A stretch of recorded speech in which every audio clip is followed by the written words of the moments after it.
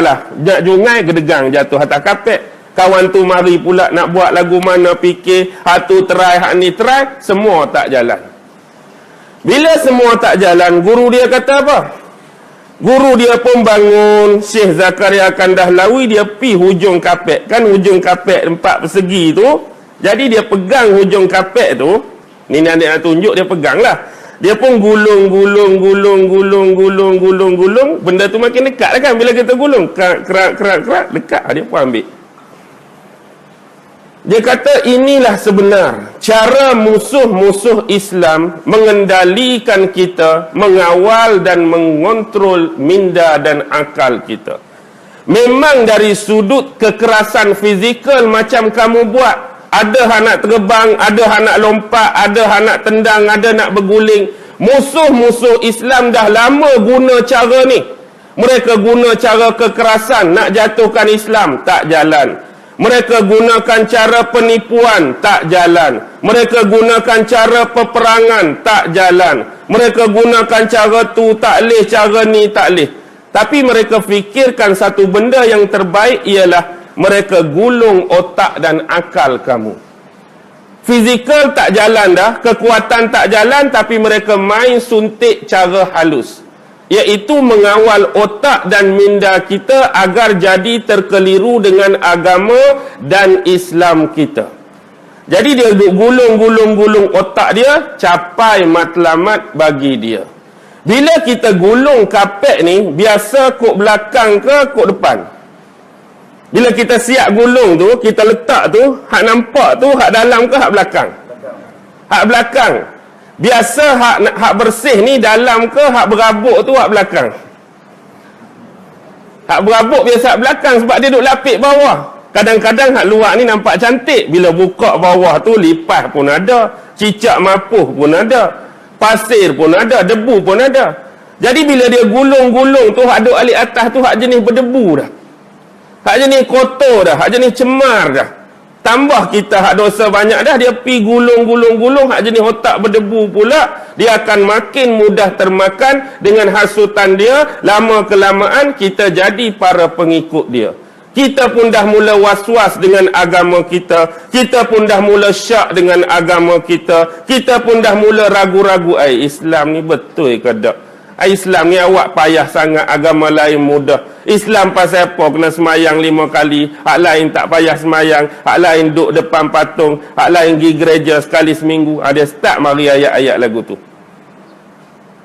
Pelajaran yang ketiga yang dia bagi ialah dia bagi perumpamaan tentang untuk kita ni supaya benar-benar jaga rukun Islam yang 5.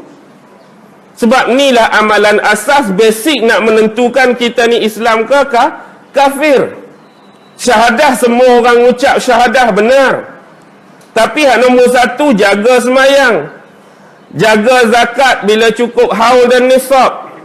Begitu juga dengan puasa, begitu juga dengan pi haji. Dia buat gambaran macam ni. Ingat tak rumah orang tua-tua kita dulu, dia kebanyakan bukan duduk atas tanah, tapi dia ada tiang. Tapi biasa tak pernah tengok rumah orang-orang tua, tiang dia pun dia tiang pakai tuku. Maksudnya kalau dia nak pindah rumah, dia angkat saja rumah tu, dia letak batang nibung ke, orang kampung pakat usung, tinggal tuku saja. Lepas tu alih tuku, rasa nak pindah duduk sini pula, dia alih tuku, letak rumah tu. Kalau minggu depan rasa nak pindah sana, angkat rumah tu, alih tuku, letak sana. Pernah jumpa tak lagu ni dulu, kita kecil-kecil? Rumah pun macam tu lah dia kata. Rumah yang baik dan sempurna pasti dipenuhi dengan perkakasan-perkakasan dalam rumah. Kita bayangkan sofa kita tu semayang kita, barang-barang di dapur sebagai puasa kita, barang-barang dalam bilik sebagai zakat bagi kita, barang-barang dalam tandas sebagai haji bagi kita. Bila rumah kita dilengkapi dengan pelbagai perkakasan, dia nampak lengkap, dia nampak sempurna. Tapi orang tanya mana rumah hang, bila masuk, ruang tamu pun kosong. Pi dapur pun pinggan mangkuk pun tak ada. Sudu garpu pun tak ada. Masuk tandas sabun beruh gigi pun tak ada. Jadi nak kata rumah ke reban ayam pun lebih kurang lah ni tak? Jadi nampak tak perbezaan? Bukan kita kata nak hina orang miskin, nak hina orang yang tak berduit, tak berharta, tak. Nak buat perbandingan, hati kita ni akan lapang bila kita tengok rumah kita dipenuhi kesempurnaan, kita rasa tak selesa, rasa tak best. Bila masuk dalam rumah, kosong, tak ada apa. Tetapi rumah tadi, hak orang kita minta tolong orang kampung usung tu, kalau kita tak keluarkan barang-barang, agak orang kampung nak angkat ke tak? Aku nak minta orang kampung tolong angkat, tapi TV semua tak mau keluar. Orang kampung tak angkat. Dia kata, awak turun dulu TV, sofa apa, biar rumah kosong, baru kami angkat. Bila angkat, senang ke? Senang dah lah. Kalau kita tak buang, dia jadi berat. Begitulah Islam dengan kita. Orang nak hapuskan Islam dengan kita, kalau dalam kita tu berat, memang siapa pun tak boleh buang. Tapi kalau kita tu ringan, senang saja orang angkat. Maksud perkakas tadi kita dah sebut. Orang nak angkat kita ni semayang pun tak. Maksudnya buang sofa. Puasa pun tak, buang barang dapur. Haji pun tak, buang barang dalam tandas. Sahadah pun tak, buang barangan tu. Bila semua tu tak ada, senang tak orang usung? Senang orang usung kita. Senang saja kita ni boleh dialihkan keluar daripada Islam dengan bahasa lain murtad. Tapi bila masuk tu, berat dia ni, payah ni, tak berdegih dia ni. Sebab barang penuh. Semua amalan dalam Islam kita buat, susah kita nak tinggalkan agama ni. Tapi dah hari ni anak muda kita dah mula semayang pun tak. Bukan kata anak muda, orang tua kita pun puasa pun dah malas. Zakat pun kadang-kadang lari. Patutnya kena zakat, tapi dia buat ona macam mana? Aku dah bayar zakat, aku dah sedekah kat orang tu, pada tak pun. Duit banyak, niat pi New York ada, niat pi Thailand ada, niat pi Mekah tak ada. Lepas tu nak jadi lagu mana? Hak ni lah senang orang nak usul, senang orang nak play out, senang orang nak tiun dia punya otak, senang orang nak tiun dia punya hati. Jadi jagalah kebaikan. Daripada tiga ilmu tersebut, memang sememangnya ada manfaat untuk kita. 7 suku baru. Biasa berapa jam sini boleh pergi? Last lah ni, saat lagi saya nak balik lah ni. Nak balik Kelantan lah saat lagi ni. Okey. Baik. Pernah tak tengok burung dalam sangkar? Kadang-kadang bagi peminat-peminat burung, bukan saja-saja dia nak pelihara, nak bela burung tu. Tapi kadang-kadang ada orang bela burung, dia tu berasaskan minat pada bentuk fizikal burung. Burung ni ada jambul, burung ni muncung cantik, burung ni warna cantik. Kadang-kadang orang bela tu sebab cantik dia. Kadang-kadang burung tu tak cantik tapi sebab suara. Mengeluarkan suara. Dia nak bertanding suara, bertanding lagu. Kadang-kadang mungkin dia minat pada binatang-binatang yang bersifat eksotik. Kalau burung ni payah dah nak cari. Kadang-kadang orang minat lagu tu, baik. Bila kita lihat burung, dia duduk dalam sangkar. Burung yang duduk dalam sangkar ni, dia terhad segala-galanya. Terhad makan, terhad minum, terhad penglihatan, terhad pengalaman, terhad ilmu, terhad ruang lingkungan. Hak dia tahu duduk dalam tu sajalah. Dia boleh tengok burung lain terbang, dia rasa keinginan tapi dia tak boleh buat apa. Makan pun ikut orang bagi, tak boleh nak pilih. Kalau malam ni tom yam lah dia. Kalau malam ni nasi goreng kampung lah dia. Kalau air orang bagi kopi lah dia. Orang bagi teh lah dia. Ruang dia terhad, dan pandangan dia pada luar daripada sangkar dia pun ada limited. Mungkin cuma beberapa ela, mungkin cuma beberapa depa. Lebih pada tu tak boleh dah. Cuba bayangkan, kalau burung ini mempunyai sifat kekuatan dan semangat yang tinggi, sangkar ni kuat, sangkar ni besar, tapi dia try juga kebas, terangkat dengan sangkar-sangkar. Dia kebas, terangkat dengan sangkar, terbanglah. Orang kata, burung terbang ke sangkar burung terbang? Sangkar burung. Bila sangkar burung terbang dan dia mampu kebas sayap dia, dia boleh pi ke mana macam burung lain, walaupun agak lambat dan agak ketinggalan. Tapi sekurang-kurangnya pandangan mata dia dah boleh tengok daripada yang sebelum ini. Mungkin sebelum ni depa, mungkin sebelum ni Ella dah beberapa ratus meter, mungkin dah berkilo-kilometer. Dan dia dapat ilmu baru, pandangan baru, penglihatan baru, pengalaman baru. Dan bagaimana pula kalau burung ni peringkat ketiga, dia ada kekuatan boleh pecahkan sarang ni terus. Pak dia kebas, pecah sarang, pecah pintu, dia boleh keluar dan terbang macam burung yang lain lagi lagi hebat. Kita hari ni bukan cerita pasal burung.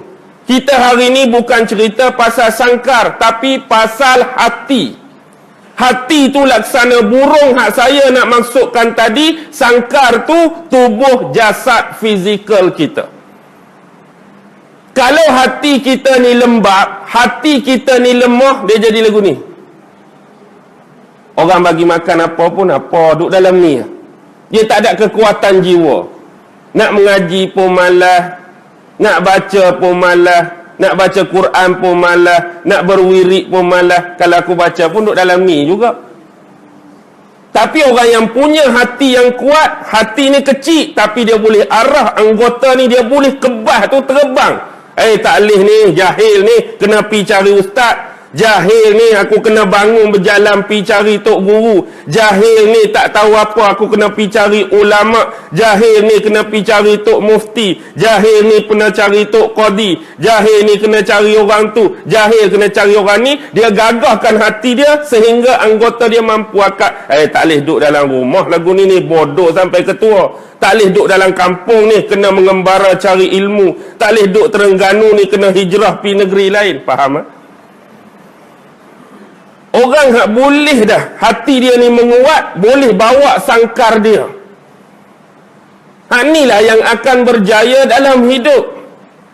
Walaupun demikian, hati dia ni, orang sederhana ni masih tertakluk dengan material.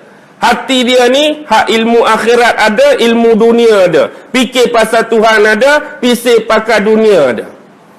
Tapi yang satu lagi ni, nak keluar terus. Takkan hati kita nak keluar daripada tubuh? Tak. Maksudnya, apa yang kita terus sekarang ini ialah pengalaman dari sudut sekarang. Tetapi hak boleh keluar tadi ni bagaimana hati kita nak menyikapi satu lagi alam yang kita katakan alam ghaib. Alam ghaib dari sudut yang saya nak cerita, jangan fikir nak masuk alam jin, alam setan, alam iblis. Tak.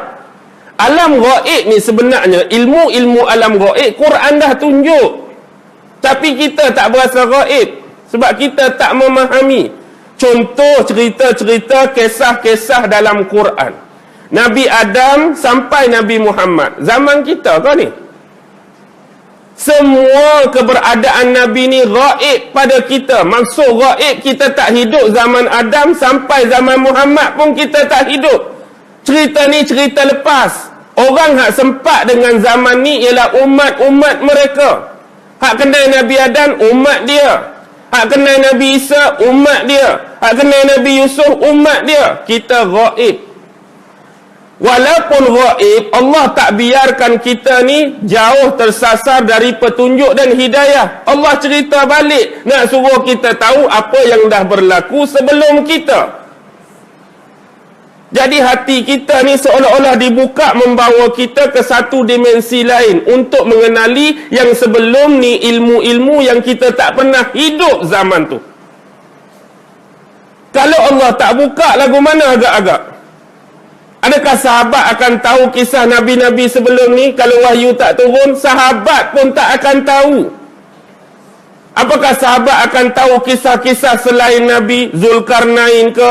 Ashabul Kahfi ke? Ashabul Ukhdud ke? Ashabul Ras ke? Luqmanul Hakim ke? Nabi Khidir ke? Kalau wahyu tak turun, tak tahu. Tapi inilah antara nikmat besar yang Allah bagi pada kita, menyingkap balik alam-alam ataupun kisah-kisah yang terlindung, yang gaib dari pengetahuan kita sebelum ni. Walaupun kadang-kadang orang yang hidup pada zaman Nabi tersebut pun tak tahu. Orang tu hidup zaman Nabi Isa, tapi kadang-kadang selain daripada sahabat dia tak tahu pun Allah angkat Nabi Isa. Orang zaman tu keliru. Dia ingat hak kena salib tu Nabi Isa. Allah angkat Nabi Isa. Dia hidup zaman tu, dia pun tak tahu yang sebenar Allah dah angkat Nabi Isa. Tapi kita hak kemudian Allah buka. Kalau Allah tak buka, harap kajian kita hari ni bila nak selesai? Kisah Maryam dalam Quran, bila dia nak bersalin kan, Allah suruh dia goncang pokok tamar, turun pokok tamar, Jibril jadikan dia nak sungai makan. Orang kampung dia tak tahu apa yang berlaku pada dia, dia seorang.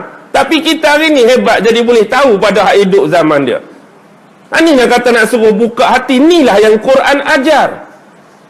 Tapi kenanya baca Quran hari-hari, faham Quran hari-hari, tafsir Quran hari-hari. Yang masalahnya kita hari-hari bukan dengan Quran. Hari-hari surat khabar, hari-hari buku, hari-hari majalah. Tiap-tiap malam bukan Quran tapi TV. Tiap-tiap malam bukan Quran Facebook. Tiap-tiap malam bukan Quran WhatsApp. Tak, ni peringatan untuk orang. Ni hak mula-mula ni. Untuk diri saya juga. Orang tu orang lah, kita. Sebab bila bertemu dengan Allah, Allah tak tanya pasal orang, Allah tanya pasal kita. Dan kita boleh tak boleh nak buat dalih pasal apa hang tak semayang. Kalau Allah tanya, dolah hari tu Tuhan, dia tak semayang juga. Mamat pun sama macam saya, nak buat dalih lagu tu ke depan Tuhan besok. Bila Allah kata tak puasa, dia pun cari siapa tak puasa kampung aku. Tu pun tak puasa juga tu. Orang-orang kita ni, harapan masing-masing, tempat masing-masing. Nampak tak kiasan tadi? Faham tak kot dah? Okey. Kita kembali. Pelajaran kedua yang Sayyidina Ali bagi kepada Kumail. Dia kata, wahai Kumail, sesungguhnya manusia itu kalau dibahagikan dari sudut keilmuan dan pengetahuan masing-masing terbahagi kepada 3. Bukan manusia sudut lain ni. Sayyidina Ali nak bagi tahu dekat Kumail, manusia kalau kita nak perincikan, nak kategorikan dari sudut ilmu, pecah kepada 3. Yang pertama, yang paling baik kumpulan ini ialah manusia-manusia yang paling cermat dengan ilmu dia. Maksud paling cermat ialah dia ni bila dia rasa dia jahil, dia akan pergi cari orang alim untuk mengetahui dan mengisi kekosongan kejahilan dia tadi. Dia tak tahu, dia tanya, tak malu. Dia jahil, dia pergi belajar, tak malu. Bila dah dia belajar, dia sentiasa nakkan pencerahan dan pengukuhan pada ilmu dia dengan ramainya bentuk perguruan dia.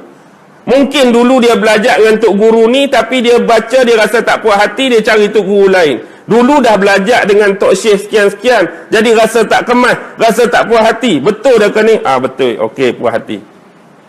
Dia bukan berharap pada satu guru. Berkemungkinan ada kesilapan, berkemungkinan ada kekeliruan, berkemungkinan ada khilaf, berkemungkinan ada beza pendapat. Tu biasa dalam ilmu.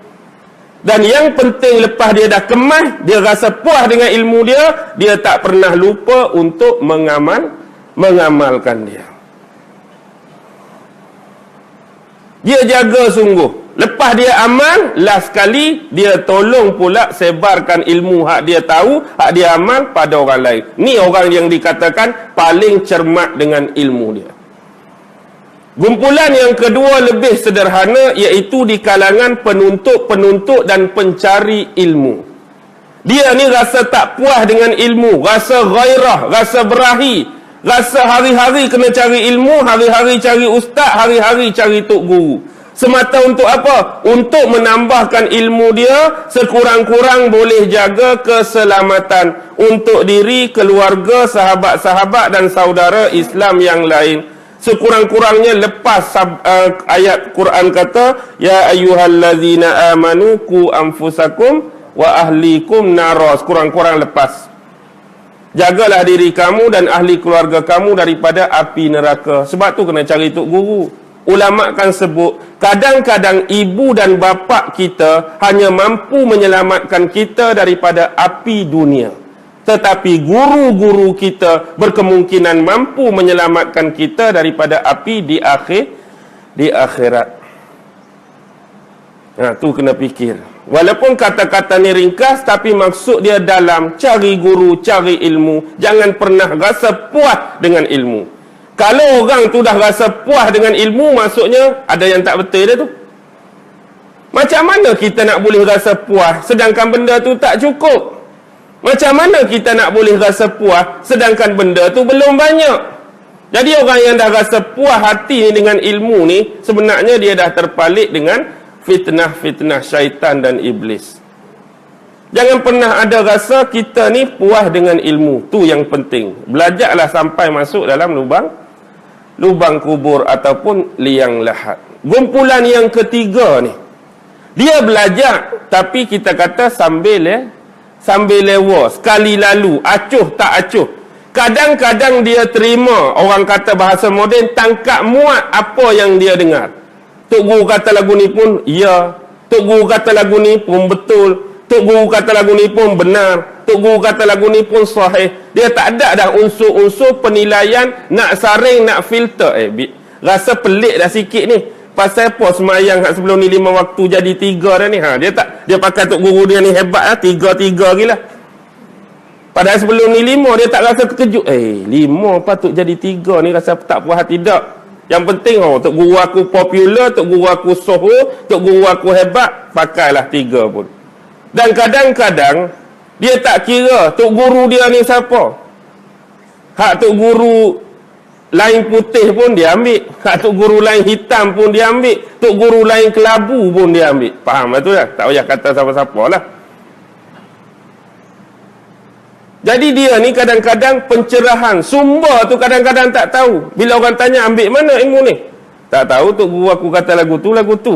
Orang tanya kitab mana, muka surat berapa, jilid berapa, tahu baca umum lagu tu. Aku pun tak cek kitab. Bukan nak kata cek kitab, bahasa Arab aku pun tak reti. Dengar hak orang. Kalau lagu ni payah nak bersembang. Sebab itulah Imam Syafi'i kata, berdebat dengan 10 orang yang alim lebih aku sukai daripada berdebat dengan seorang orang yang jahil. 10 orang yang hebat, orang alim lebih aku sukai daripada duk berdebat dengan seorang sekok hak jahil. Tapi kita terbalik. Kita hak jahil tu kita nak berdebat, nak suruh menang kita. Nak suruh hak 10 alim lingkup awal-awal lagi kita. Okey, nampak Okey, kita bagi lagi. Ala-ala datang lewat tak? Ada kedai roti canai dekat-dekat kat sini? Ada, alhamdulillah.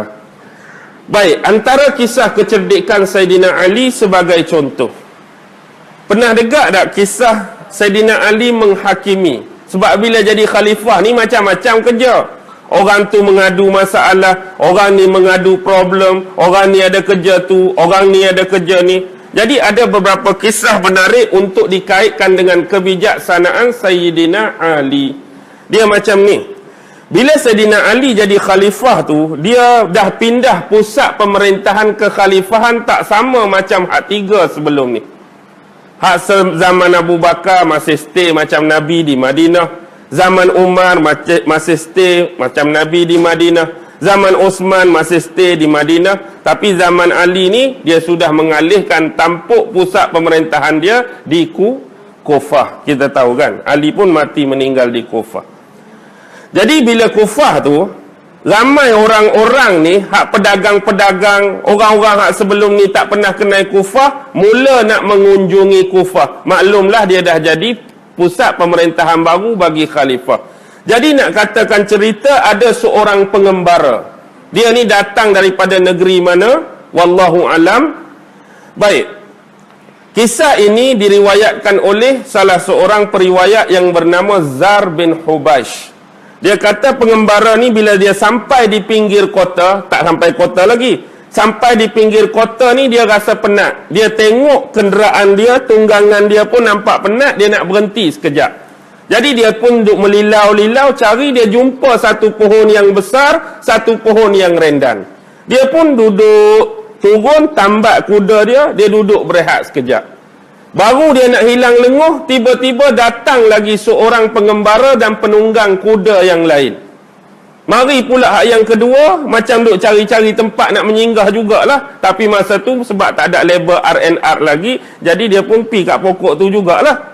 Tengok kawan tu duduk, dia kata, boleh ke saya nak tumpang duduk bersama berhenti rehat? Okey, silakan saudara, silakan. Jadi kawan tu pun turun, tambak juga kuda dia, turunlah, duduk dua orang tu. Jadi sambil duduk bersembang tu, rasa lapar perut, berceruk perut. Jadi dia kata, saya ni ada bawa bekalan. Apa kata kalau saya keluarkan bekalan, kita makan sama-sama. Jadi hak kuda pertama tadi, dia ambil dia punya beg tu, buat keluar 5 keping roti. Oh, dia kata, kebetulan saya berjalan jauh. Hak nombor 2 kata, saya pun bawa juga roti. Jadi pun ambil dari beg dia, cuma ada 3 roti. Jadi bila 5 roti campur 3 roti, jadi berapa roti? Jadi 8 roti. Jadi bila 8 roti letak tu, baru duk sembang-sembang nak makan, tiba-tiba mari seorang lagi. Tak tahu dari mana juga, gedeguk, tengok ada orang tu, bukan kata nak mengindir makanan tu, tak. Tapi sebab tengok tu, turun juga dia, tambak kuda. Dia kata, boleh ke saya join bersama? Bukan join nak makan pun, join nak berehat. Okey, silakan. Dia pun duduk. Jadi hak nombor 1 tadi tanya, saudara ni dari mana? Dari negeri sekian-sekian. Adakah saudara membawa bekalan makanan? Tidak ada. Tapi saya bawa duit dirham banyak. Kalau begitu, kebetulan kami berdua ni bercadang nak makan. Tapi marilah sekali, tak ada masalah. Jadi joinlah kawan tu juga. Jadi bila ada 8 keping roti, nak bagi sama banyak, kena belah berapa? 8 nak bagi 3 payah 8 nak bagi 3. Jadi caranya ialah, mereka ni sekeping roti mereka bagi 3. Setiap sekeping roti tu belah 3. Bila belah 3, ada 8 keping. 8 kali 3 jadi berapa keping? 24 keping. Dapatlah 24 keping. Bila 24 keping bagi 3, dapat berapa keping seorang? 8 seorang. Jadi hak nombor 1 tu makan 8 keping, hak nombor 2 pun makan 8 keping, kawan hak baru sampai pun makan 8 keping, habis. Jadi sebab kawan hak nombor 3 tu, dia lorat sikit, ada lebih keperluan, dia pun kata, terima kasih saudara berdua kerana hari ni belanja saya makan. Apapun saya rasa tak puas hati, rasa tak sedap gi lagu tu saja, sebab saya ada duit dirham, dia pun ambil 8 dirham, sebab 8 keping roti. Jadi ambillah saudara duit dirham ni, pandai-pandai saudara lah bagaimana nak bagi 2 orang ni. Jadi kawan tu pun pi. Di tangan orang hak pertama tadi ada 8 keping dirham. Tapi bila disebabkan roti dia ada 5, roti kawan tu 3, dia ambil ke dia 5 dirham, kamu 3 dirham lah sebab roti kamu 3. Kawan tu pula tak puas hati. Macam mana boleh 5-3? Sedangkan kita makan sama banyak. 4-4 lah. Aku 4, hang 4. Tak boleh lah, roti aku lebih. Duk bergaduh. Bila bergaduh, kebetulan lalu penduduk di situ. Dia kata apa? Bising-bising ni, kecoh-kecoh ni. Dia pun cerita dari mana. Aku rasalah, untuk kamu dengan masalah kamu bila duduk di sini, ni negeri khalifah. Jadi apa kata kamu minta petunjuk dan cadangan daripada khalifah bagaimana nak selesai masalah kamu. Pergi jumpa khalifah. Jadi dipendekkan cerita, pilah jumpa Saidina Ali. Saidina Ali dia takut terjadi penipuan dan silap fakta, dia panggil seorang-seorang. Bukan panggil berdua, dia takut. Biasalah kita panggil 2 orang, tu kata aku katamu. Dia panggil nombor 1, hang cerita dulu lagu mana? Kawan tu pun ceritalah daripada mula berhenti, kemudian kongsi roti sampai kawan tu bagi 8 dirham, berlalu. Okey, dia pun letak tempat lain. Nombor 2 mai cerita. Kebetulan cerita tu memang betul-betul sama, tak menipu lah. Lepas tu sekarang, apa pendakwaan yang kamu nak buat, wahai orang yang nombor 1? Dia kata, saya nak 5, saya nak bagi kat dia 3. Kamu nombor 2, saya nak 4, bagi kat dia 4, baru fair. Macam ni lah. Cadangan aku kepada kamu berdua, lebih baik kamu terima pandangan yang pertama. 5-3 sebab roti dia lebih daripada kamu. Tak boleh. Saya tak puas hati sebab makan sama banyak. Bila makan sama banyak, kena 4-4. Saidina Ali pun tanya, agak berkeras. Kamu nak sungguh ke aku mengadili dengan sebenar-benar kes kamu ni? Kan minat lah.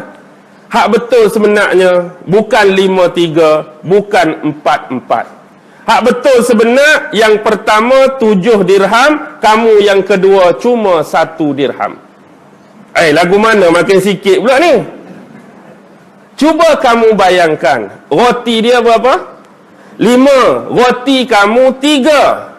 Bila kamu pecah 3, maksudnya roti dia hak betul 5 kali 3 jadi 15. Roti kamu 3 kali 3 9. Masing-masing kamu ni makan 8, termasuk orang yang nombor 3. Bila roti kamu hak nombor 2 9 keping, kamu dah makan untuk diri kamu sendiri 8, tinggal berapa? Tinggal saja. Dia ni ada 15, tolak 8 7. 1 dengan 7 tu sebenarnya kawan nombor 3 makan. Kamu tinggal 7, kamu tinggal 1. Nak 7-1 ke nak 5-3? Kalau lagu tu 5-3 lah. Tak jadilah 7-1. Sebenarnya 7-1. Lebih tu bagi korang. Jadi 5-3 pun 5-3 lah. Padahal kalau belanja makan hang seorang 8 pun tak kisah kita tak. Orang bagi RM8 je pun nak berkira. Tapi inilah kebijaksanaan Saidina Ali. Yang terakhir, last. Satu lagi kisah zaman dia tu tentang pewarisan harta warisan bagi faraid. Dulu di Kufah tu ada seorang lelaki yang soleh. Dia tinggal dengan isteri dia bersama dengan 3 anak. 3 anak ni semua lelaki. Takdir Allah, keluarga bahagia ni, isteri dia Allah panggil dulu. Meninggal isteri dia. Jadi bapak ni duduk jaga anak sama macam bini dia ada lah. Jaga anak dia sungguh-sungguh, minta anak dia ni jadi orang baik macam dia, jadi soleh macam dia. Tapi bila dia tiba-tiba Allah bagi ujian musibah, sakit yang berpanjangan, dia pun rasa umur dia tak panjang. Jadi dia panggil anak-anak dia yang 3 orang ni. Wahai anak aku yang sulung, yang kedua dan yang bongsu.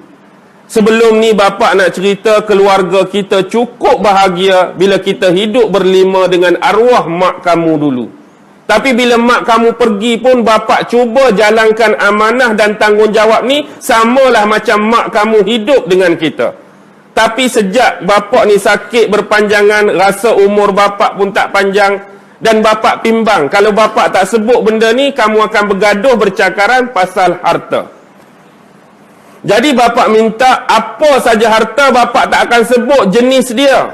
Tapi cara pembahagian dia sebelum bapa ni pergi ataupun mati, hak sulung dapat 1/2. Hak sulung 1/2 maksudnya setengah lah. Hak nombor 2 dapat 1/3. Hak nombor 3 dapat 1/9. 1/2, 1/3, 1/9. Ada setengah riwayat kata terbalik, hak bongsu dapat paling banyak. Apapun hak nombor 2 tetap 1/3. Jadi takdir Allah meninggal dia. Bila meninggal, sebagai anak yang soleh 3-3, mereka menguruskan jenazah dan pengemubian bapa dia dengan cara yang sebaik-baiknya. Lepas tu dia mengumumkan kepada orang-orang di Kufah, siapa-siapa keterlibatan bapa dia, sama ada orang berhutang dengan bapa atau bapa berhutang dengan orang, berurusan dengan saya.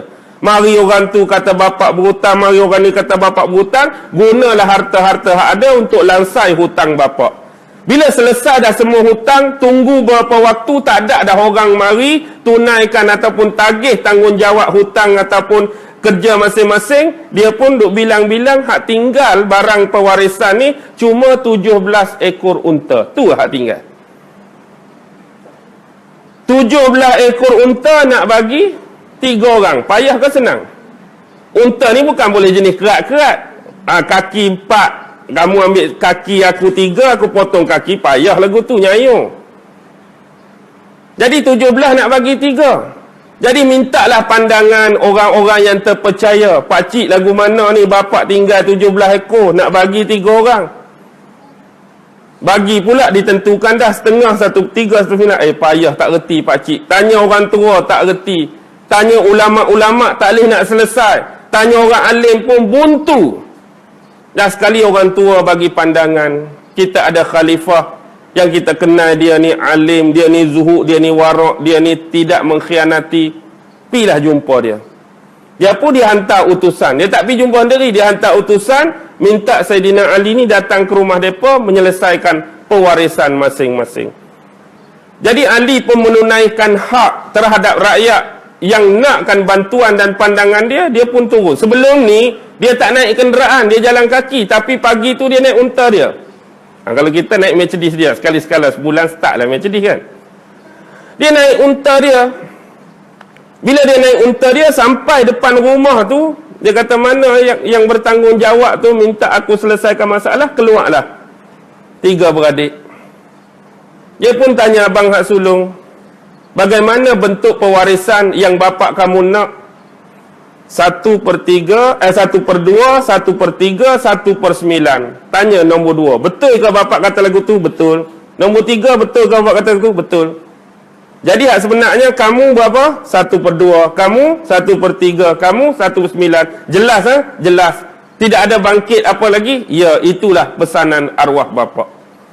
Sekarang ni cuma masalah bilangan tu tak matching dengan 3 orang. Lalu Saidina Ali kata lagu ni lah, sebab kesian dekat kamu, apa kata aku hadiahkan unta aku naik tu pada kamu, nak ke tak? Dah harta tu unta dah, orang nak bagi pula unta seekor lagi. Okey, cantik lah.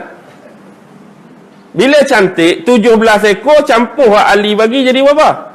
Jadi 18, genap 18. Jadi hak nombor 1 dapat 1/2. 18 separuh tinggal berapa? 9. Okey, Hak Sulung pi ambil 9 ekor kepunyaan kamu, pilah ambil 9 ekor, letak tepi dia. Kamu 1/3. 18 daripada 1/3 berapa ekor? 6. Kamu pi ambil 6 ekor, ambil 6 ekor. Kamu 1/9, 2 ekor, ambil 2 ekor. 9 campur 6 campur 2 berapa?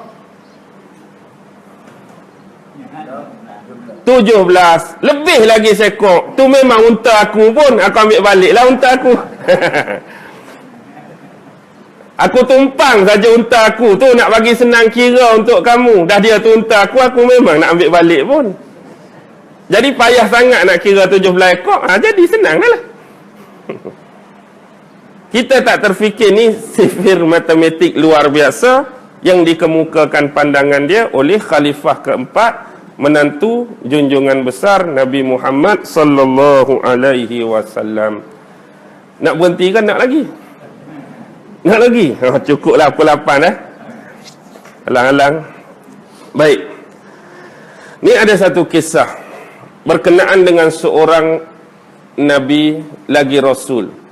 Kita tahu Rasulullah sallallahu alaihi wasallam bersabda bahawa nabi-nabi yang diutuskan ke dunia ni jumlah dia banyak. Dalam hadis 124,000 orang nabi. Dan Rasul jumlah dia 313. Dari Rasul 313 tu, yang wajib kita ketahui nama dia sebagaimana dalam Quran sebut 25. Salah seorang Nabi dan Rasul yang nama dia tak ada dalam Quran, ada seorang Nabi tu, riwayatnya nama dia Habakuk. Nabi ni nama Habakuk. Dia ni Nabi kalangan Bani Israel. Nabi Habakuk ni suatu malam dia tidur. Dalam mimpi tu, seolah-olah datangnya wahyu daripada Allah Subhanahu Wa Taala untuk dia. Dalam wahyu tu Allah suruh apa? Pagi esok, bila kamu bangun daripada tidur, selepas menunaikan solat, kamu kena keluar rumah, berjalan menuju ke arah timur.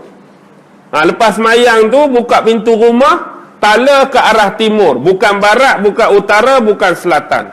Bila kamu dah berjalan, benda pertama yang kamu jumpa, tak kira apa pun, benda pertama dah padang pasir kan luas. Nombor 1 yang kamu jumpa, tak kira dia orang ke binatang ke, kamu kena makan.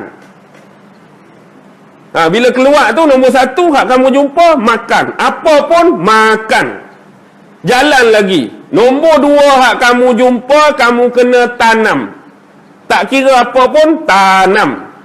Jalan lagi. Jumpa nombor 3, kamu kena sembunyikan dia. Jalan lagi, nombor 4 kamu kena beri. Jalan lagi, nombor 5 kamu kena lari. Ingat ke tak? 1 sampai 5. Mula-mula makan, nombor 2 tanam, nombor 3 sembunyi, nombor 4 beri, nombor 5 lari. Dia pun tersedak. Dia kata, apa benda ni? Tapi dah dia tu wahyu daripada Allah, suruh dia buat, nak jadikan ilmu, iktibar dan pelajaran bagi dia, dia pun buatlah. Esok-esok bila dah dia selesai menguruskan diri dia, selesai menghadap Tuhan buat ibadat, dia keluar daripada rumah. Dia pun berjalan ke arah timur. Jalan. Akhir sekali, benda pertama yang dia jumpa ialah sebuah bukit yang besar. Tapi arahan pertama, kena makan. Nak makan bukit ni. Habis ke tak nak makan bukit? Tapi sebab dia perintah Allah, apa pun kena buat. Kurang-kurangnya buat yang termampu. Kalau roti besar bukit, okey lagi lah roti. Tapi dah bukit-bukit gila. Jadi nak bagi lepas juga tanggungjawab dan arahan, dia pun pi ke kaki bukit. Bila dia pi ke kaki bukit, dia tunduk, dia nganga lah. Buat macam betul-betul orang nak makan lah. Jadi dia pun nganga dekat dengan betul. Sampai dekat mulut dia, batu tu, bukit tadi makin kecil. Akhirnya jadi sebuku roti yang manis depan dia. Allah tukar jadi sebuku roti yang manis. Dia ambil roti tu, dia makan lah. Habis makan. Dia jalan lagi. Jalan. Jumpa satu tempayan, satu bongkah wang emas. Wang emas, nombor 2 suruh tanam. Alibaba bujang lapuk pun dapat wang emas, dia tanam. Kalau kita tanam ke, wang emas ni Allah kena tanam lah pula. Kalau bawa lari tu okey lah, nombor 5 kan. Kena tanam. Rasa nak, rasa berkenan, rasa nak memiliki, dan Allah suruh tanam, gali, letak kambus. Baru 2-3 langkah nak pi, bergak keluar balik. Hak dia kambus tadi keluar balik. Tak puas hati ni, gali kali kedua, bubuh kambuh, baru 2-3 langkah keluar balik. Allah.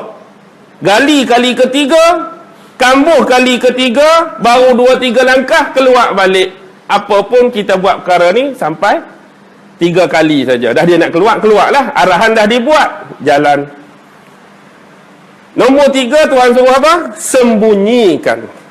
Dia duduk berjalan ni, tiba-tiba burung pipit. Tahu burung pipit?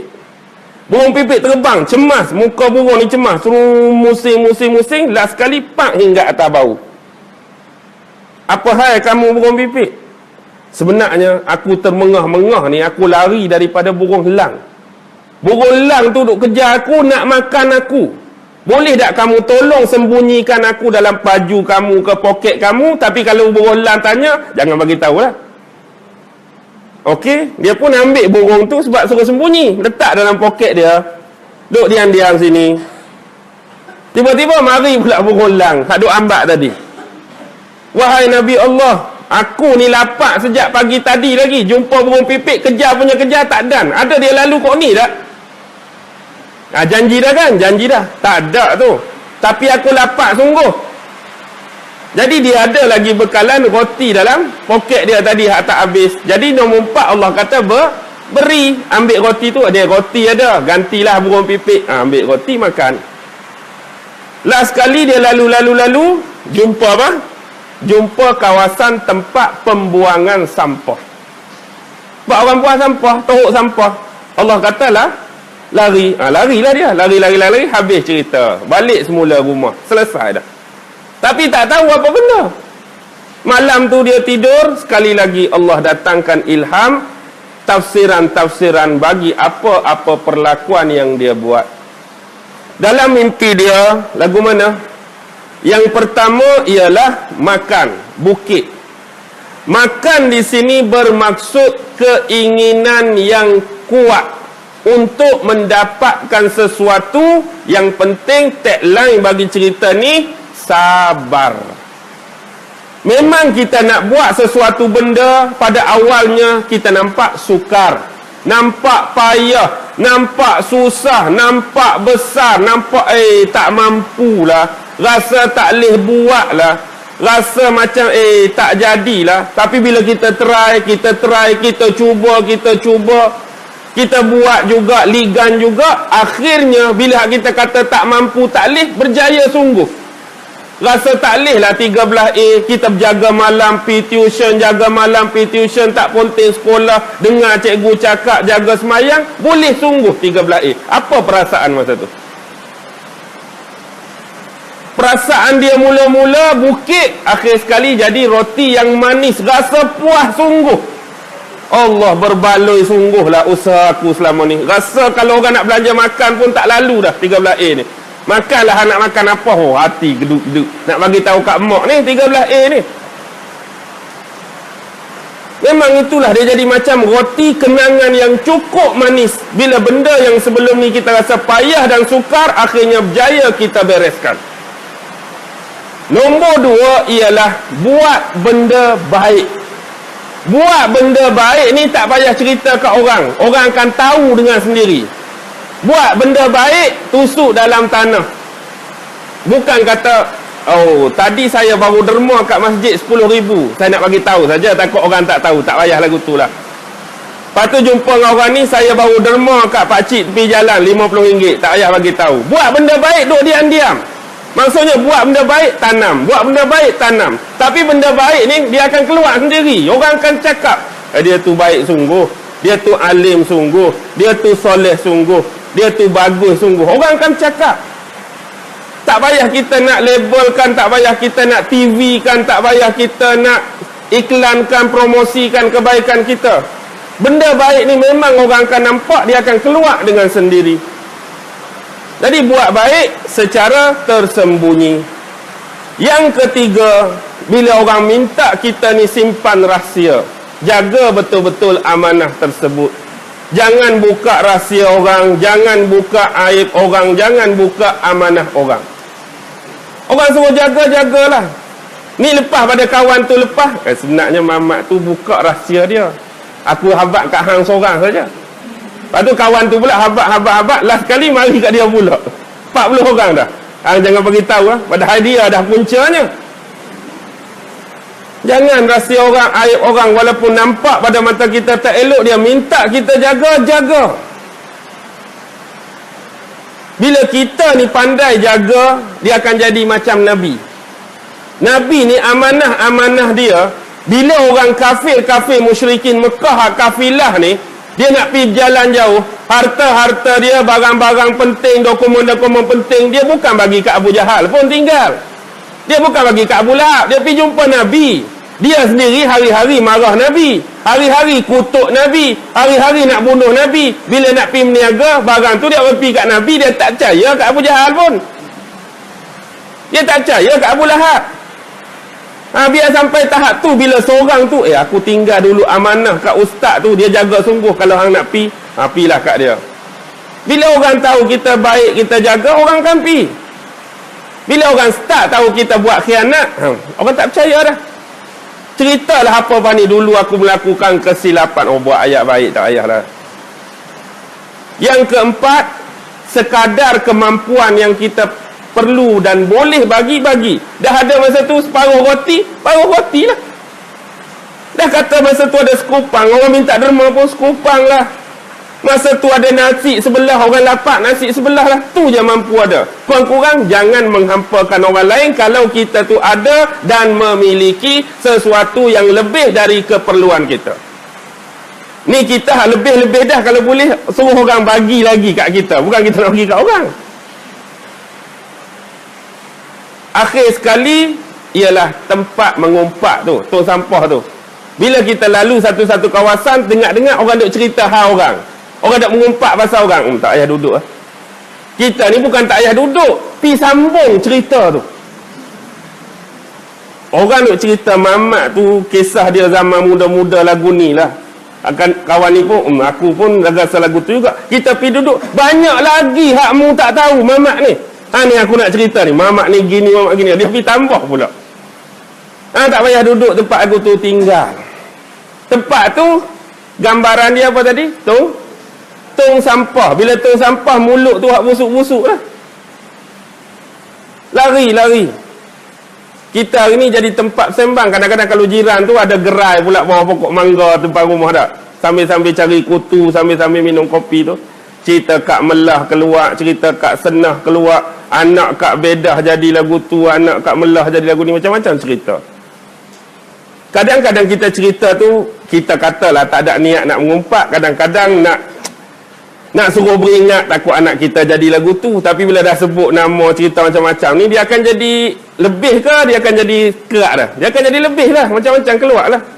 Bila cerita tu kadang-kadang terkait dengan orang lain. Bila kawan tu nak cerita, nak bagi tahu saja, anak dia tu jadi lagu ni, dia pun teringat kisah ni berlaku juga pada orang lain. Oh, Melah lagu tu, Melah dulu tu lagu tu jugalah. Kawan tu pun ada pula kawan dia. Oh, Noriah dulu pun lebih kurang juga. Keluar habis. Keluar habis elok-elok pukul 8. Saya pun kena keluar dah ni. Bolehlah kot, saya pun tak ada suara dah ni. Jadi insya-Allah pertemuan kita kali ini saya minta walaupun buat kali pertama, moga dia akan terus mengikat tali persaudaraan dan silaturrahim yang berterusan sampai masing-masing di antara kita dipanggil oleh Allah Subhanahu wa taala. Wabillahi taufiq wal hidayah. Wassalamualaikum warahmatullahi wabarakatuh. A'udzu billahi minasyaitonir rajim. Bismillahirrahmanirrahim. اللهم إنك تعلم أن هذه القلوب قد اجتمعت على محبتك والتقت على طاعتك وتوحدت على دعوتك وتعاهدت على نصرة شريعتك فوسك اللهم رابطتها وأدم ودها واهدها سبلها واملأها بنورك الذي لا يخبو واشرح صدورها بفيض الإيمان بك وجميل التوكل عليك وأحيها بمعرفتك وأمتها على الشهادة في سبيلك إنك نعم المولى ونعم النصير وصلى الله على سيدنا محمد وعلى آله وصحبه وسلم سبحان ربك رب العزة عما يصفون وسلام على المرسلين والحمد لله رب العالمين الله أكبر.